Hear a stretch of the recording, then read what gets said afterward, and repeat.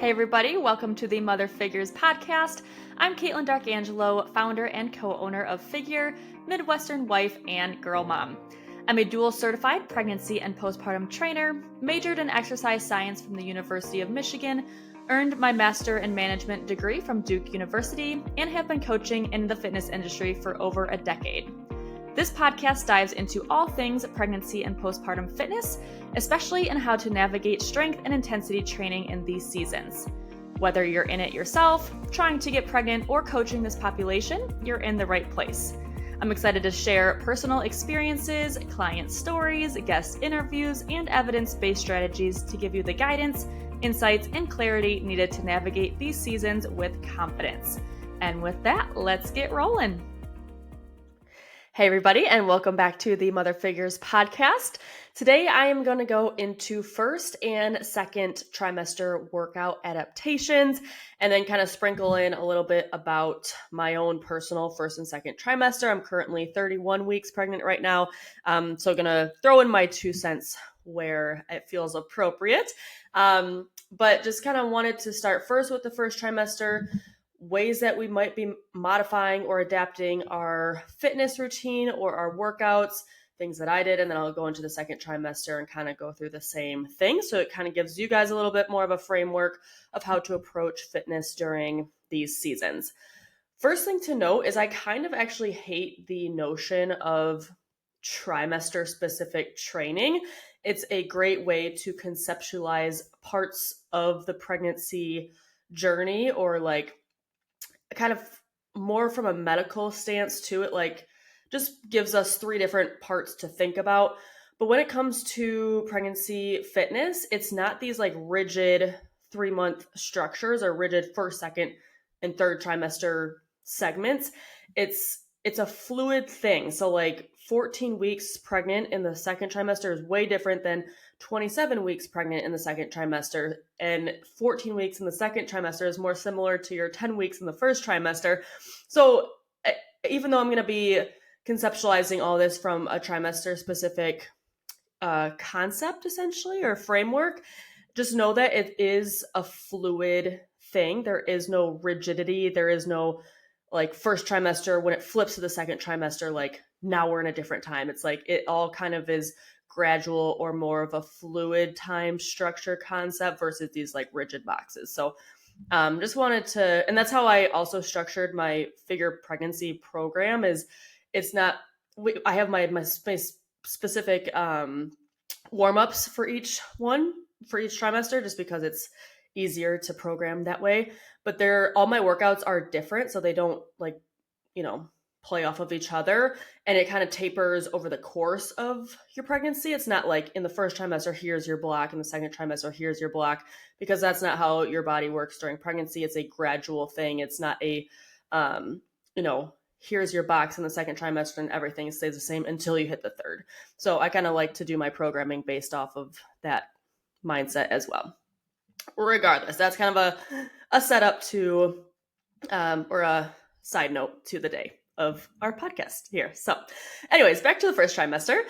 In terms of workout adaptations or modifications or whatever you want to think about, there is nothing that you have to remove from a movement or exercise perspective. You can still run, you can still jump, you can actually still perform impact sports. They're finding, there was a study that just came out in June of 2025.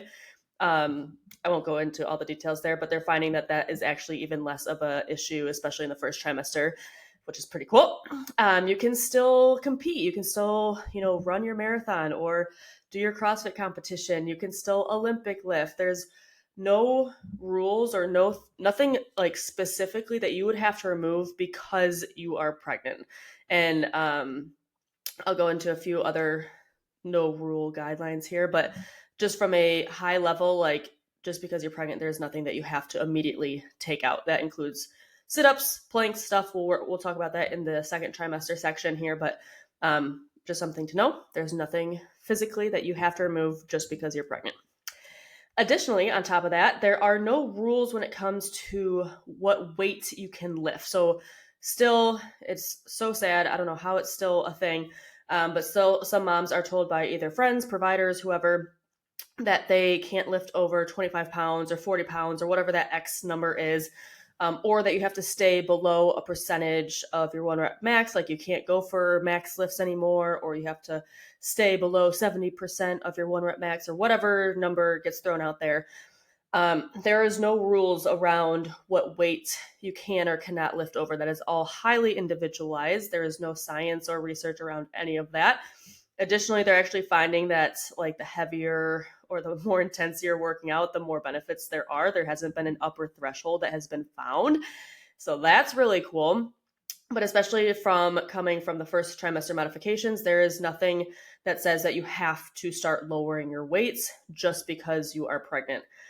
This is also applied to the heart rate thing. So it was told to me actually, in pregnancy that you shouldn't raise your heart rate over 140 beats per minute. That is also outdated evidence as of like the 90s, but here we are. So there is no heart rate that you have to stay under. If that like bothers you, or like if you still try to like, if you check your watch all like really often during a workout, like I tell my clients to just take off your heart rate monitors and just like kind of go based on feel. There is no RPE, or rate of preserved or perceived exertion, that you have to stay under as well. It's all going to be highly individualized, highly whatever is feeling good.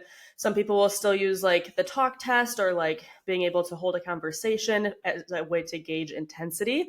But still, there's not been found an upper limit of intensity either. So this is all going to be based on your own personal preference. It used to be like in my first pregnancy, so I was pregnant with Amelia in 2021. My midwife or provider told me that exercise would pull blood flow away, or having too high of a heart rate would pull blood flow away from your baby and, placenta development. But what's really cool is that now they're actually finding that increased intensity or heart rate training as the pregnant mom can actually help increase or build capillary reserve, or like development that's leading blood flow to the baby and nutrients and all this kind of stuff.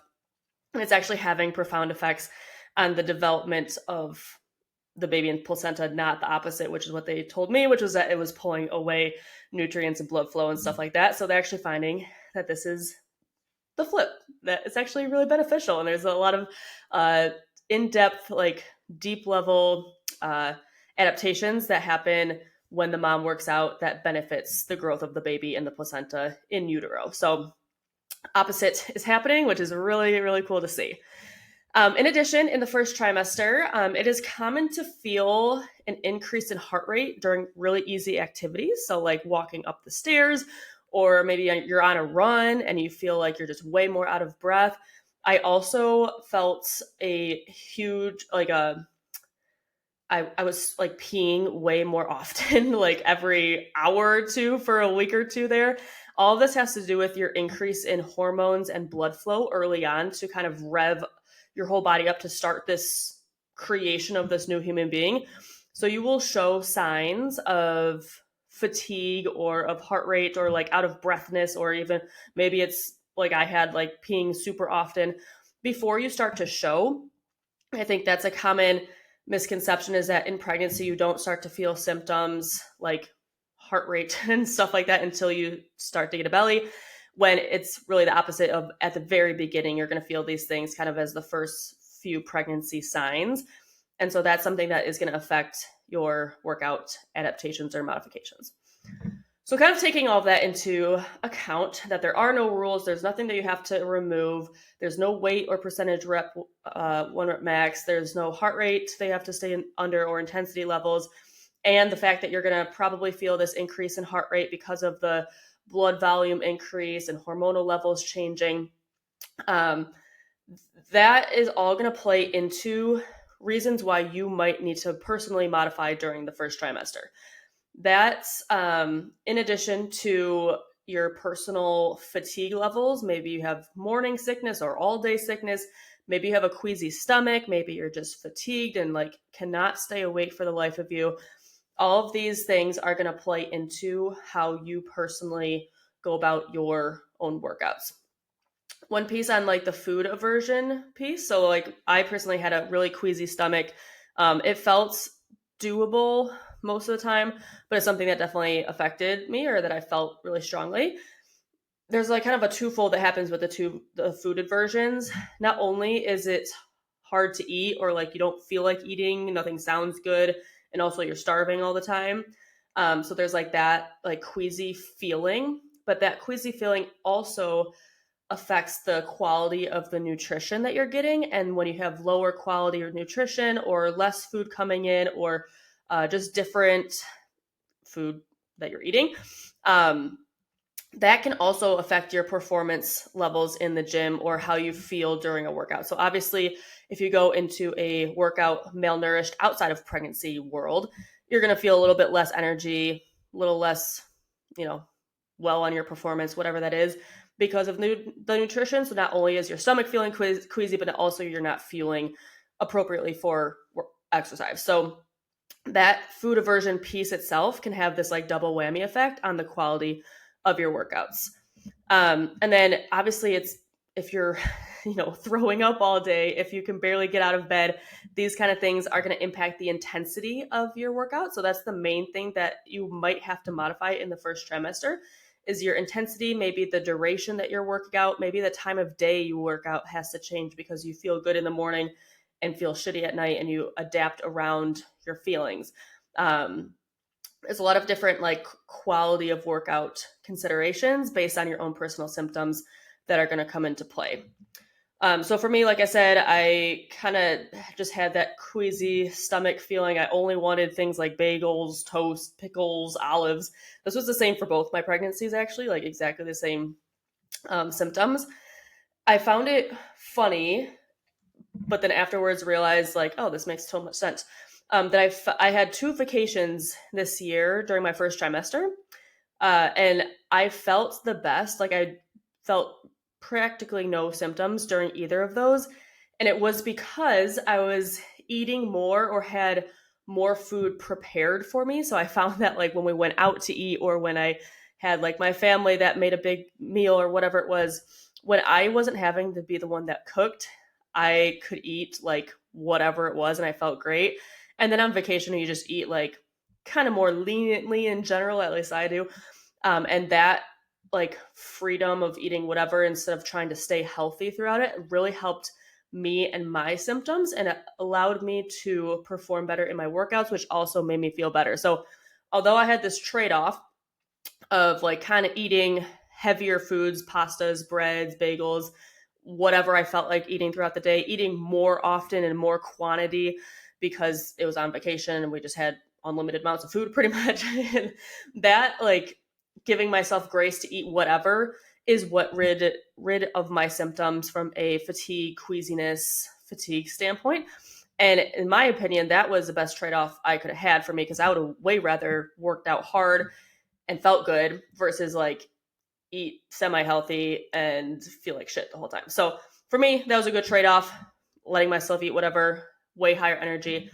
So that was something that helped me in the first trimester kind of stay on top of my workouts. I was just fueling myself appropriately, eating what I could. Obviously, everybody has a huge varying degree of their first trimester symptoms, but in general, that is something that might be a spark. Maybe just like try to eat whatever the heck your body's telling you want to eat and then go from there and see if that helps. In terms of my workouts, there was days like on vacation that I like one day I went and ran a 5-mile run, and I like never do that, but it felt fantastic. I was also in California, so it was kind of nice to just like get outside, new atmosphere. But regardless, on those days when I felt great, I was able to hit my workouts like normal. But most of the days, I just kind of got myself down into the gym. I don't even know how, and went through the motions. And that's what I called a workout. Anything was good. I always felt better afterwards. It was really hard to get myself motivated to get down there. But it's just something that I knew I would have to do. It does take a little bit more motivation, if you want to call it that. It takes more effort, more, what's the word I'm looking for? I don't know. It's harder to get down in the gym when you're already feeling like shit and then add a pregnancy along with it. But trying not to use pregnancy as an excuse not to work out, but making it a reason why you need to work out more, because that movement does feel very good. At the endorphin kick, dopamine, all the things. There's so much benefit, obviously, to movement, especially when you're feeling like crap in the first trimester.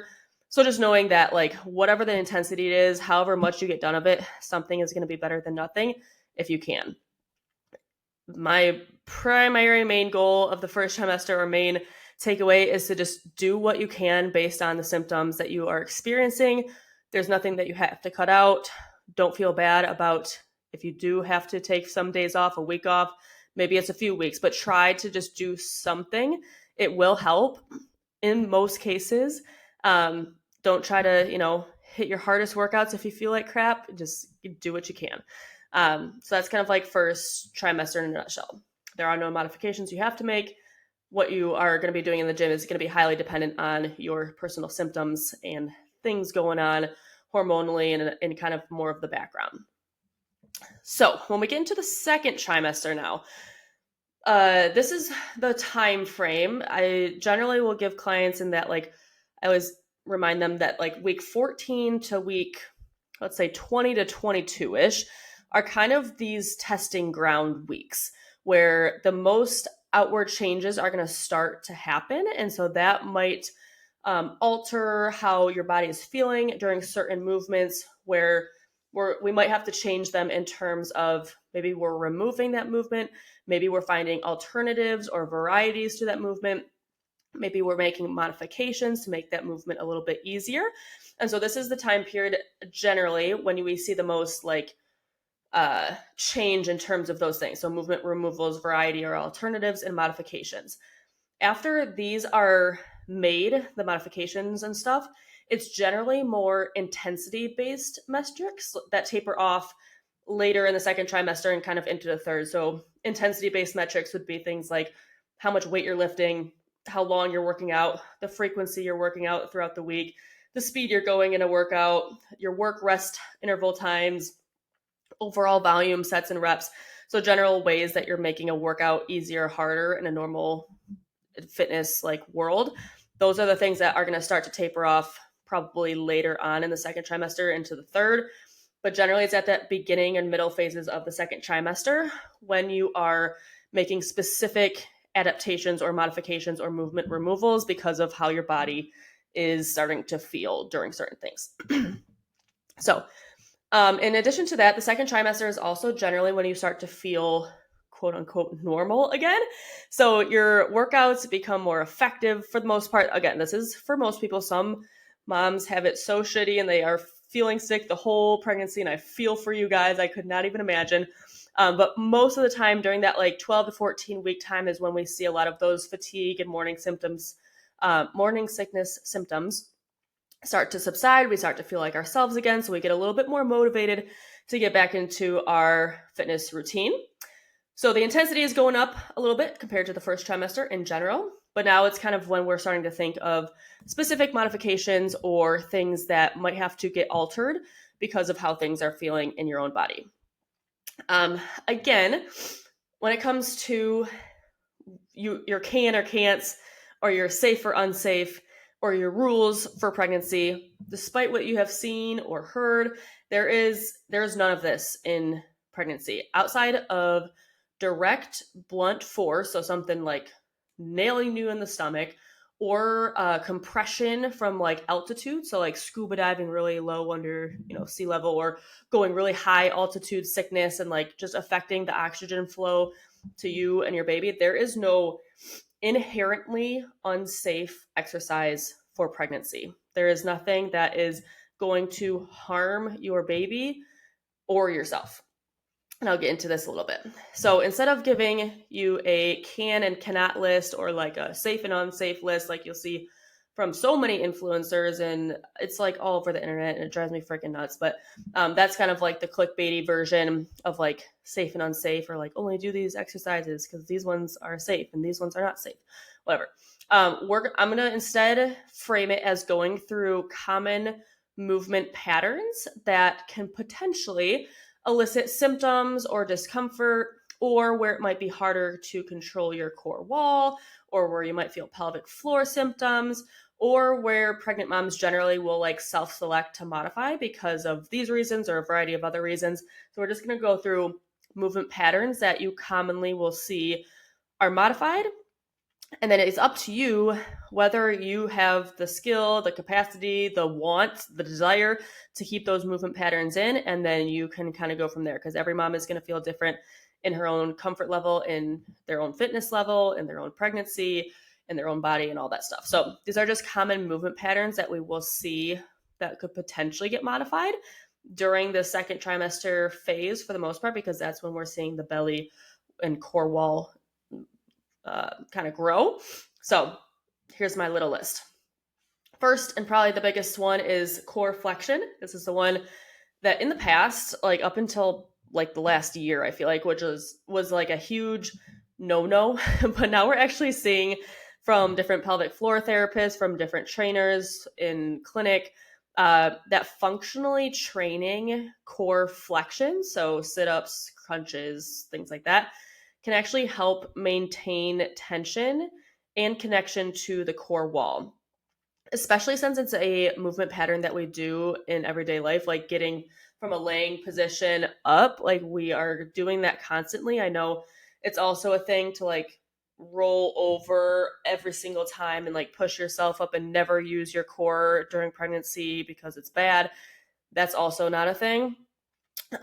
So being able to functionally train it in a gym capacity and doing it correctly, so it's actually benefiting our core strength, is something that we're actually seeing is being done more often and might be more beneficial than we think. So still, even when we're training core flexion, there's still going to be a point in time where it'll probably get modified or restricted because your belly's in the way, the range of motion is off, like you just can't get up. So some modifications that you might start to see are holding your feet underneath, like either somebody holds them physically with their hands, you could put it under like a dumbbell rack or under some kind of weighted thing so it keeps your feet in line so you can easily crunch up. That will probably lead to then crunches, so we're not going all the way into a full sit-up. We're just drawing the shoulders off the ground. Now we're going into a head lift, so just the head is coming up. And then lastly is a band assisted. So I'll like wrap a band around a rig or something, and you hold the bands and you sit all the way back, and then you use that as like external support to pull yourself back up. So it's still working that full range of motion, that core strength in the flexion, movement pattern, but now you get a little bit of help to get back up. So if you are choosing to do core flexion or doing any of those modifications, breath timing is going to be key. So we're going to exhale, which means I'll do a whole podcast on this, but breath work in general, I do a lot of this on my Instagram too.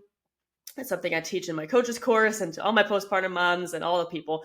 But you're going to, on the exhale of the breath, the connection breath, you're going to draw that belly button in on that engagement piece. So we're fully connecting and engaging the deep core muscles. And we're also managing pressure within the core system.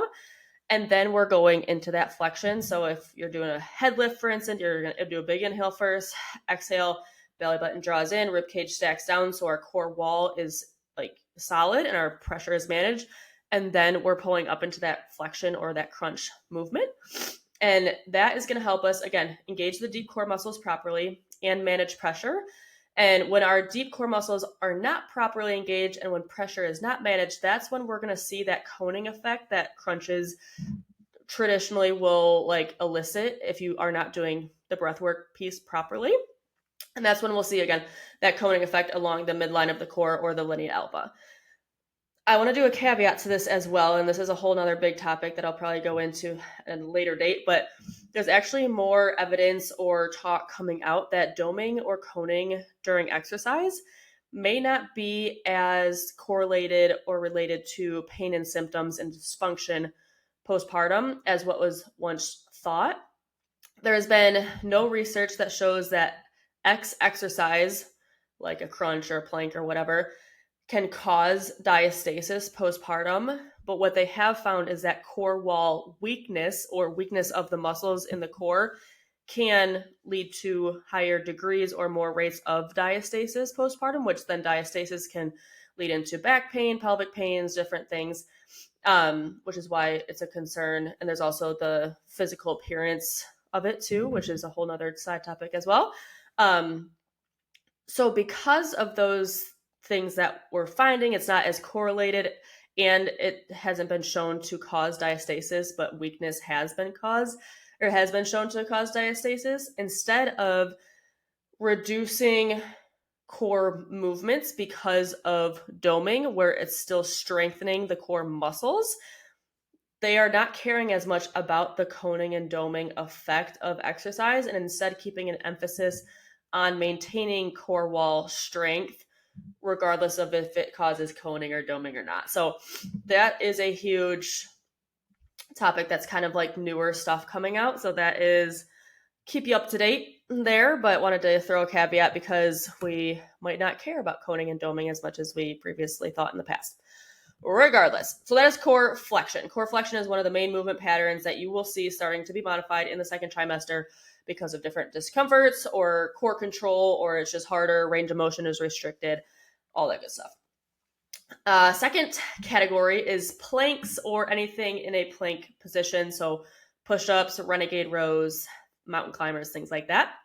This is another one that has to do with core control. So if you are not able to properly engage your deep core and keep good form, so not allowing your belly to drop into the ground and your back to arch, this would be one that I would, if you are not able to do, maybe modify it back. Or if you are able to still keep that core control in a full plank, cool, go ahead, do it. I'm 30 weeks right now, like I said, and I'm still doing full planks on my toes and hands, renegade rows, plank pull-throughs, still doing all like the moving pieces with it because I feel good core connection, core control, and I am trying to maintain strength and tension through my core wall, and it is feeling good. I am choosing to still do full planks. However, if you do feel like you are losing core control or you're not able to maintain or it just feels uncomfortable or icky, you don't have to have a reason to modify what you want to modify during pregnancy. This is all going to be up to you based on whatever information you have at your hands and what you feel comfortable with. So some ways that I like to modify, I would first go from a full normal plank into a hover plank. So think of like a bear crawl or like go into an all fours position and then just hover your knees above the ground. So your shins are like parallel with the ground. This is going to help shorten the lever that your core has to control while also still allowing you to stay wrapped. It is actually harder for some people, especially your quads. Like your quads kind of get a nice burn on this one too. But it still allows you to practice core strength, core control. It still brings your body, like you're still supporting your body weight. So there's really functional movement patterns along with this as well. So that is one that I will keep in mom's routine as long as possible. If hover planks are getting too tough or you don't want to do those, you can also opt for an incline plank on a wall or a bench or a box. Or you can go for like a traditional modified knee plank where your knees are on the ground and you're kind of more at that angle. That one I'm not as big of a fan of because you can still have a tendency to arch your back and therefore arch your core forward, which is going to be like stretching it out versus engaging it. So if you're able to do a proper knee plank, cool, but I would opt for the hover plank or incline plank if possible.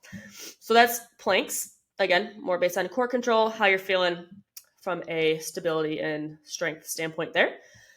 Another category is bar hanging movement. So anything where you're hanging from a bar. So like pull-ups, toes to bar, muscle ups, obviously. There's a whole host of like gymnastics-based or CrossFit-based movements that are done on a bar.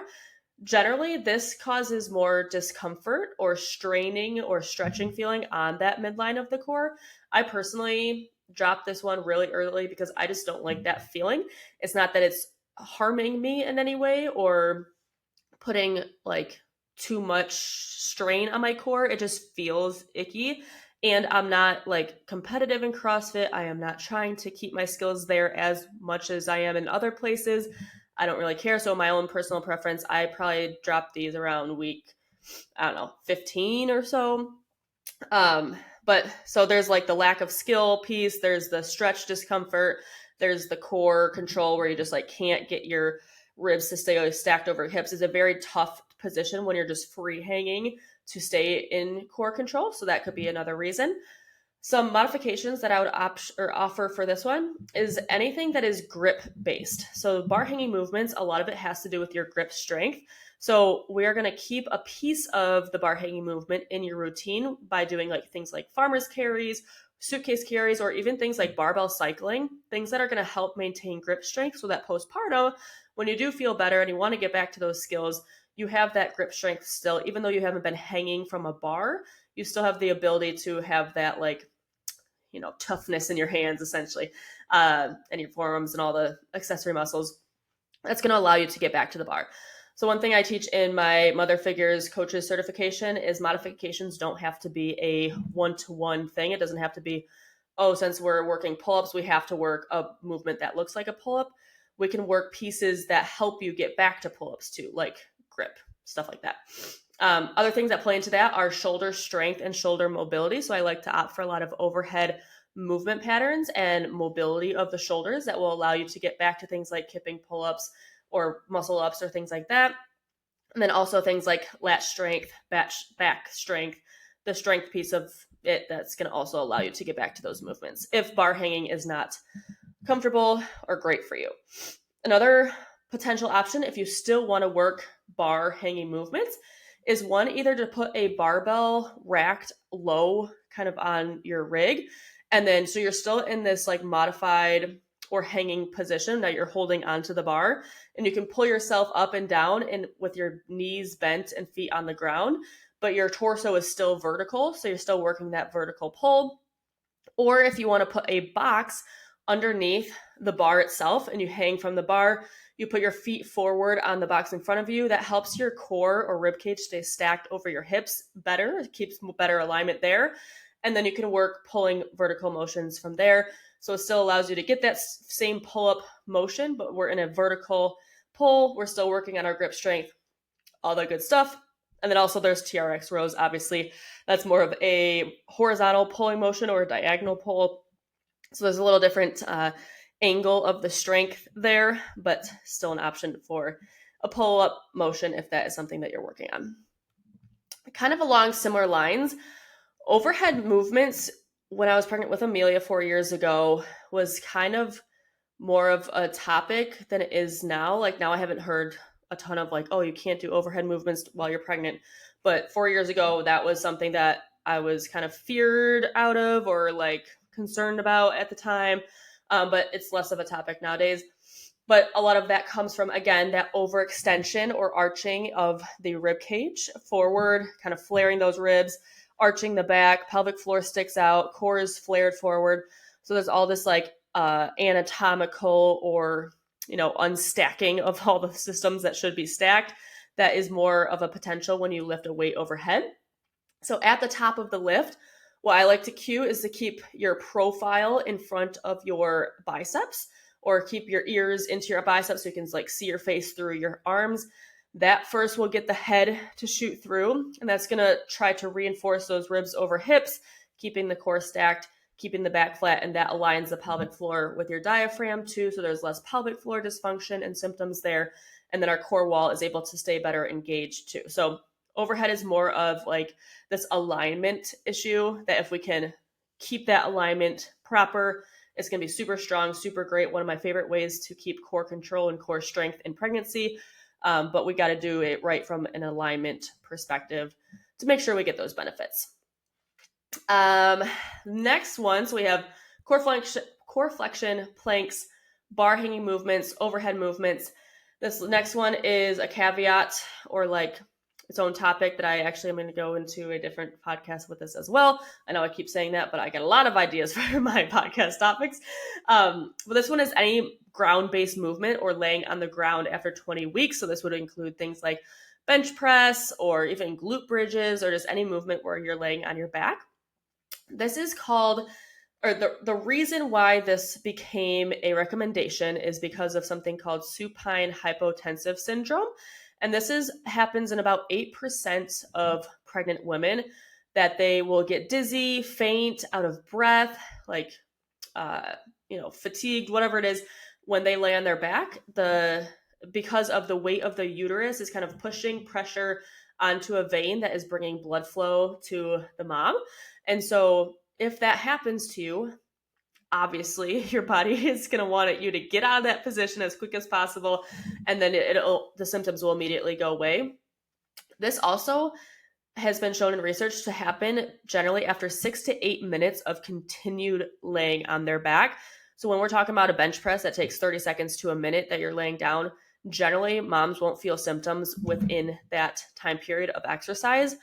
However, this still got this bad rep and this conservative movement happened where they then blanket statemented that all moms cannot work out on the ground or lay on the ground after 20 weeks of gestation, when it's just simply not true. So this is supine hypotensive syndrome, happens to 8% of moms in general. It happens after 6 to 8 minutes of continued laying on their back, and they might get dizzy or faint. If that is not you, sweet, go ahead, keep working out on your back. If that is you, some moms I've had literally like lay down, and the second they lay down, like they get dizzy. Perfect. Let's get you out of that position. Let's modify that into something else where you're not laying on the ground. And that's an easy fix. So that's something that I wanted to highlight here as something you may potentially have to modify depending on what symptoms you are experiencing. And then that kind of leads into any modifications that arise from pelvic symptoms or just pregnancy-related symptoms. So we're thinking through the pelvic floor and core lens. In terms of SPD or symphysis pubis dysfunction, there's a lot of modifications that might need to be made if you are experiencing this, especially when it comes to single leg work. This is the symphysis pubis joint is what kind of combines the front two halves of the hip or the pelvis at the front. So you'll feel like a deep pinching, sharp stabbing, maybe it's dull pain right at the center of your pelvis. If you feel that, generally single leg movements are going to start to feel really pinchy, almost unbearable. In my first pregnancy, I had a severe case of this, unmanageable, nothing helped it. Everything sucked. I couldn't put a sock on. I couldn't walk up the stairs. I couldn't walk in general. Everything was super painful. So every single leg movement I had to remove from my exercise because of that symptom. This time, in my second pregnancy now, I have little inklings of it, but I know exactly what is going to spark it and what makes it worse, what makes it better. I'm able to manage it, and I'm able to go most of my day pain-free, which is like night and day different from my first experience. So I've experienced both severe and moderate versions of SPD, and traditionally single leg movements don't feel great. Even things like bird dogs, fire hydrants, donkey kicks on the ground, things that anytime where I'm lifting one leg up, that can feel funky. However, this time lunges actually do feel really great, whereas low range of motion squats, those have been a little bit more symptomatic for me. So that's somewhere that I have been modifying, especially when I was in my second trimester. Going into my third, something that I had to modify was based on my SPD symptoms. So that might be something that you guys are dealing with as well, or maybe have clients who are dealing with that. So we're making modifications around how you're feeling because of a certain pelvic symptom. Other symptoms to stay aware of that might induce pregnancy modifications would be like tailbone, back pain, sciatica, anything kind of in the back. I've had clients who had severe tailbone pain where they couldn't sit on the ground or even do a glute bridge or lay on the ground in any capacity. So that might be something we modify away from so that they're not having any pressure or tension or impact or contact really with the tailbone. Sciatica is one where I feel like hinges actually feel better. So we're getting them out of this stuck position. Sciatica is generally like from the glute and radiates down the leg kind of pain. So anytime we can lengthen or functionally train the back of the body generally has felt better. So it's something that you can add into your exercise to help with that pain. But that might be something that you have to modify around. And then there's also like pelvic pain in general, like pelvic girdle pain, whether it be the hips, the back, just, the whole pelvis in general. Sometimes that's with like running or jumping or impact. Sometimes it's just in everyday life. So there's just thinking about modifications or alternatives through the lens of pelvic pain is another more general scope to think of versus all these like specific movement patterns. And then lastly, there's going to be the running and impact category. This is going to be highly dependent. Again, probably mostly based on symptoms. Some moms can run all the way through their pregnancy. Cool. Awesome. Some moms like me, I had to stop at, 8 weeks or so, 10 weeks with Amelia because I just couldn't last 5 minutes without having the feeling of needing to pee really bad. This time I stopped around 19 weeks or 17 weeks, somewhere in there. Because I would get heaviness in my pelvic floor the rest of the day and wasn't able to manage that. And now I've learned some tension releasing techniques. I've learned some different stretches and releases that have helped with that symptom. So I actually tried running on the treadmill a few days ago just for 20 seconds, but now I'm like deconditioned and I don't have a passion to keep running. So like, I don't really care. And so that's kind of where I'm personally at with running. I still am doing squat jumps in the gym. Those feel fantastic. I really love the fluidity that my body is feeling. I don't feel any pelvic pressure, any pelvic pains. My SPD doesn't spark up. So from a symptom management, I am not having to modify impact a ton. One thing that I already removed in my first trimester specifically because of my own tendency or like history with SPD is I removed any high lateral jumping impact movements. So things like skaters or like playing in a volleyball league or like a pickleball, anything that's like dynamic or shifty. That is something I personally removed because of my own risk tolerance and my history with SPD. I know I'm more susceptible to SPD because I had it the first time. So that I guess applies to mostly first trimester as well, because relaxin is actually spiking in the first trimester, which is the hormone that relaxes our joints to allow for labor and baby to grow, which is great, but is not great when it comes to more athletic based stuff. So that's more of like a cautionary piece that I want to throw in there as well. Just thinking about like the fact that your body is different and there are hormonal changes that are happening and our joint support might be more lax. So we need to keep our muscles stronger to hold things together to reduce pain potential and things like that. But just knowing that specific symptoms can also play into modifications and alternatives, but that there's nothing inherently safe or unsafe or can or cannot do when it comes to pregnancy. There's these buckets that potentially or eventually will probably have to be modified.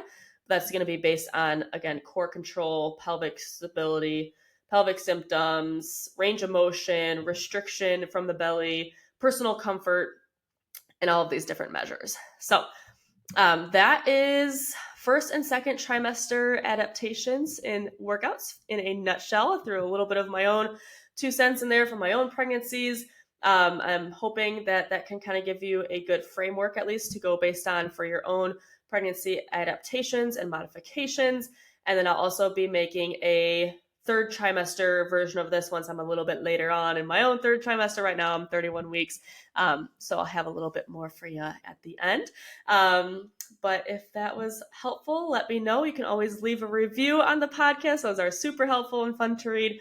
And then with that, I will see you in the next episode. Thanks for tuning in to the Mother Figures podcast. If these episodes help or resonate with you in any way, it would be so helpful to the show if you could leave a review so we can get this into more moms' hands. And if you're looking for even more guidance and direction when it comes to pregnancy and postpartum fitness, I got you covered. My Mother Figures app subscription includes my Figure Pregnancy and Figure Postpartum workout programs, in addition to our general fitness programs. You'll get the day-by-day workouts you need to help you feel strong, pain-free, and labor-ready during pregnancy, and also the recovery, strength, and progressions you'll need to get back to the activities you love, full of strength and without symptoms after baby arrives.